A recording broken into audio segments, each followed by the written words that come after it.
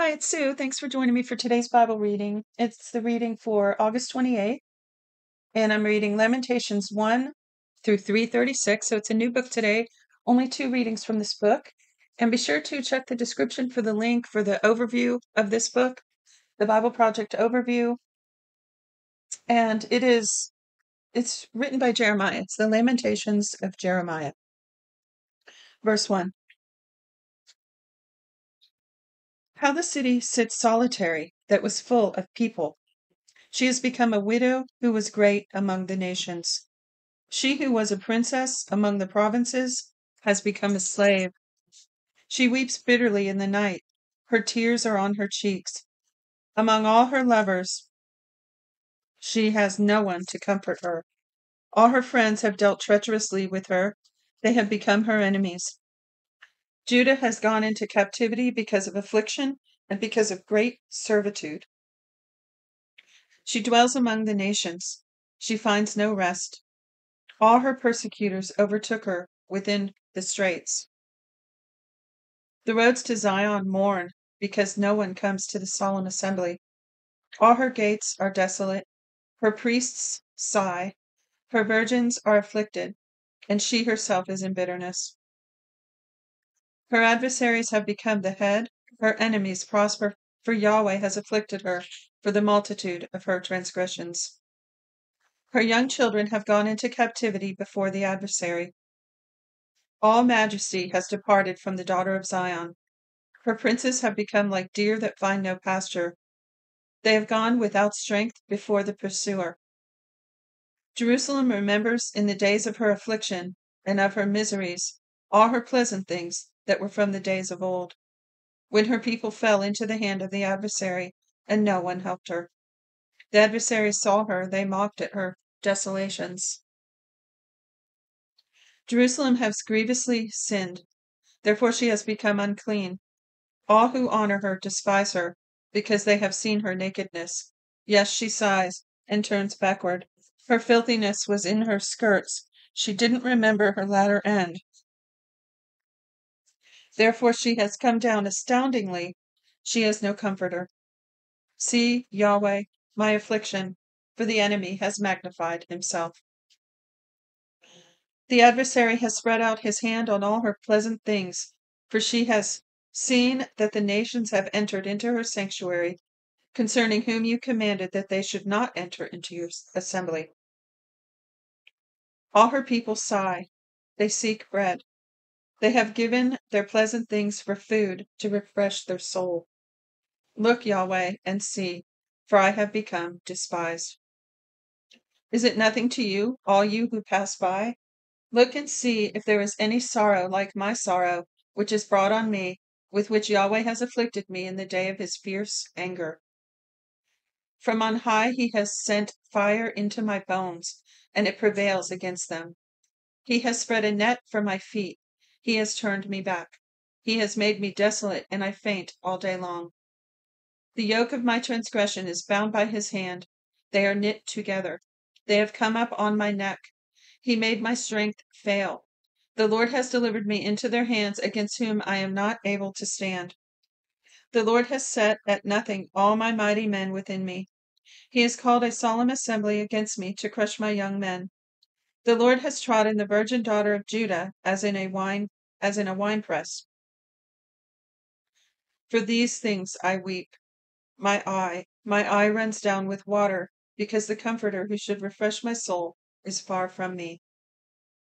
My children are desolate, because the enemy has prevailed.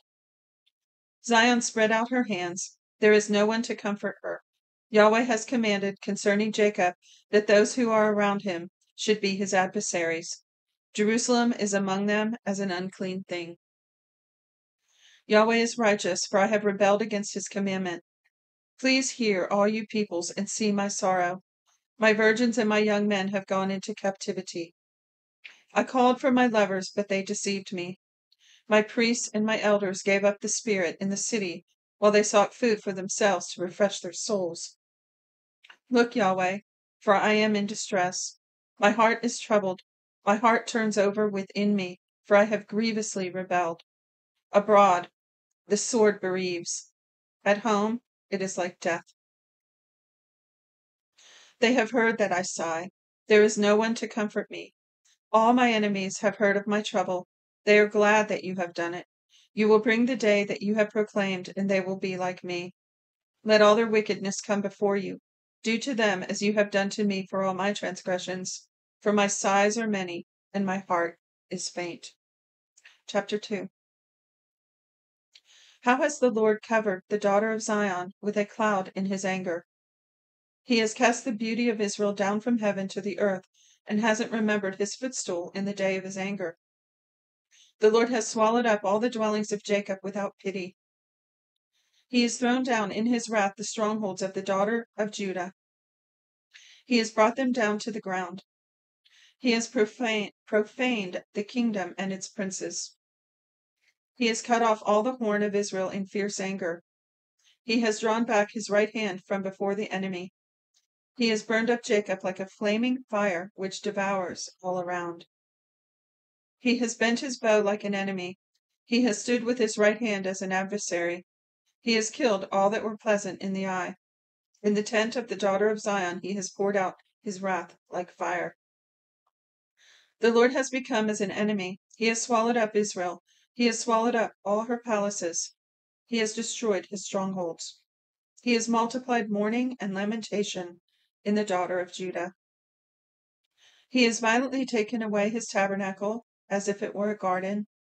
He has destroyed his place of assembly. Yahweh has caused solemn assembly and Sabbath to be forgot in Zion. In the indignation of his anger, he has despised the king and priest. The Lord has cast off his altar. He has abhorred his sanctuary. He has given the walls of her palaces into the hand of the enemy. They have made a noise in Yahweh's house, as in the day of a solemn assembly. Yahweh has purposed to destroy the wall of the daughter of Zion. He has stretched out the line. He has not withdrawn his hand from destroying. He has made the rampart and the wall lament. They languish together. Her gates have sunk into the ground. He has destroyed and broken her bars. Her king and her princes are among the nations where the law is not. Yes, her prophets find no vision from Yahweh. The elders of the daughter of Zion sit on the ground. They keep silence. They have cast up dust on their heads. They have clothed themselves in sackcloth. The virgins of Jerusalem hang down their heads to the ground. My eyes fail with tears. My heart is troubled. My liver is poured on the earth because of the destruction of the daughter of my people, because the young children and the infants swoon in the streets of the city. They ask their mothers, "Where is grain and wine?" when they swoon as the wounded in the streets of the city, when their soul is poured out into their mother's bosom. What shall I testify to you? What shall I liken to you, daughter of Jerusalem? What shall I compare you, that I may comfort you, virgin daughter of Zion? For your breach is as big as the sea. Who can heal you? Your prophets have seen false and foolish visions for you. They have not uncovered your iniquity to reverse your captivity, but have seen for you false revelations and causes of banishment. All that passes by clap their hands at you. They hiss and wag their head at the daughters of Jerusalem, saying, "Is this the city that men called the perfection of beauty, the joy of the whole earth?" All your enemies have opened their mouth wide against you. They hiss and gnash their teeth. They say, "We have swallowed her up. Certainly this is the day that we looked for. We have found it. We have seen it." Yahweh has done that which he planned. He has fulfilled his word that he commanded in the days of old. He has thrown down and not pitied. He has caused the enemy to rejoice over you. He has exalted the horn of your adversaries. Their heart cried to the Lord, "O wall of the daughter of Zion, let tears run down like a river day and night." Give yourself no relief. Don't let your eyes rest. Arise, cry out in the night at the beginning of the watches. Pour out your heart like water before the face of the Lord. Lift up your hands toward him for the life of your young children, who faint for hunger at the head of every street. Look, Yahweh, and see to whom you have done thus. Should the women eat their offspring, the children that they held and bounced on their knees? Should the priest and the prophet be killed in the sanctuary of the Lord? The youth and the old man, the youth and the old man lie on the ground in the streets. My virgins and my young men have fallen by the sword. You have killed them in the day of your anger. You have slaughtered and not pitied. You have called, as in the day of a solemn assembly, my terrors on every side. There was no one that escaped or remained in the day of Yahweh's anger. My enemy has consumed those whom I have cared for and brought up. Chapter 3. I am the man who has seen affliction by the rod of his wrath. He has led me and caused me to walk in darkness and not in light. Surely he turns his hand against me again and again all day long. He has made my flesh and my skin old. He has broken my bones. He has built against me and surrounded me with bitterness and hardship. He has made me dwell in dark places, as those who have been long dead. He has walled me about so that I can't go out. He has made my chain heavy. Yes, when I cry and call for help, he shuts out my prayer. He has walled up my ways with cut stone. He has made my paths crooked. This is all part of the curse. I think when he talked about the Lord fulfilling his words of old, he was probably referring to the blessing and the curse in Deuteronomy. He's fulfilling what he said. If they would turn away from him, these things would come on them. Because, like right here, it says he's made my paths crooked. Well, in the blessing, the paths are made straight before us. Verse 10. He is to me as a bear lying in wait, as a lion in secret places. He has turned away my ways and pulled me in pieces. He has made me desolate. He has bent his bow and set me as a mark for the arrow. He has caused the shafts of his quiver to enter into my kidneys. I have become a derision to all my people, and their song all day long. He has filled me with bitterness. He has stuffed me with wormwood. He has also broken my teeth with gravel.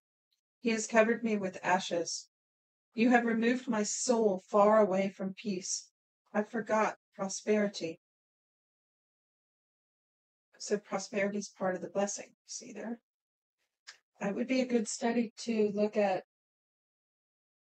every scripture that talks about prosperity in the Bible and get a good, solid understanding of that as part of the blessing.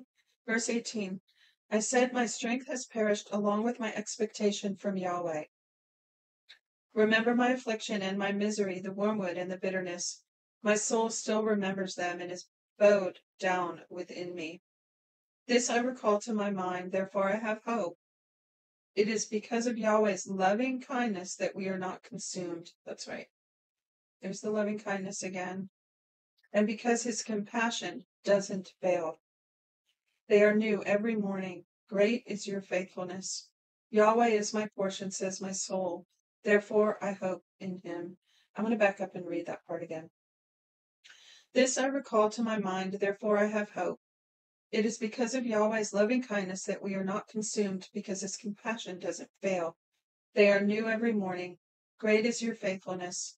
Yahweh is my portion, says my soul. Therefore I will hope in him.